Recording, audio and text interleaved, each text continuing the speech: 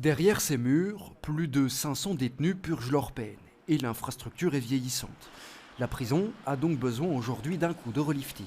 Il y a des travaux d'infrastructure qui n'ont pas été faits et qui doivent être faits donc, au niveau des préaux, au niveau de la détection incendie, etc. Donc c'est des updates de ce qui existe et c'est du rafraîchissement pour pouvoir avoir des conditions moins pires que ce qu'il y a maintenant.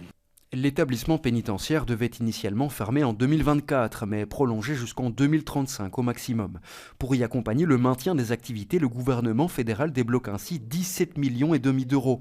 Cette somme doit servir à rénover, mais aussi à augmenter la capacité de la prison. Pour l'instant, on est à peu près à 500-520 places à la prison de Saint-Gilles. Donc l'idée, c'est de monter jusqu'à 600 parce qu'il y a un besoin. Donc c'est évidemment pas de gaieté de cœur que nous prolongeons l'infrastructure et que nous réhabilitons 2 ailes à la prison de Saint-Gilles avec les 17,5 millions. Ces mesures sont pensées pour lutter contre la surpopulation carcérale.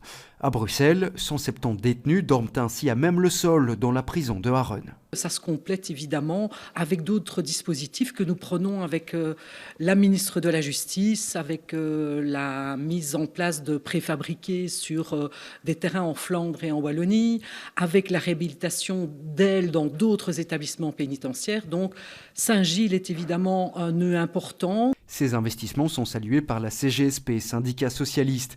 Mais avec plus de 17 millions prévus à Saint-Gilles, ne tentons pas vers le maintien ad vitam aeternam de l'établissement. 2035, c'est, je pense, pas la date finale de la fermeture de la prison de Saint-Gilles.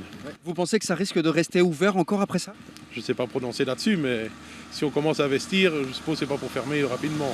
Les travaux ne débuteront qu'en 2028, le temps de recruter du personnel pour piloter le projet et de lancer les appels d'offres.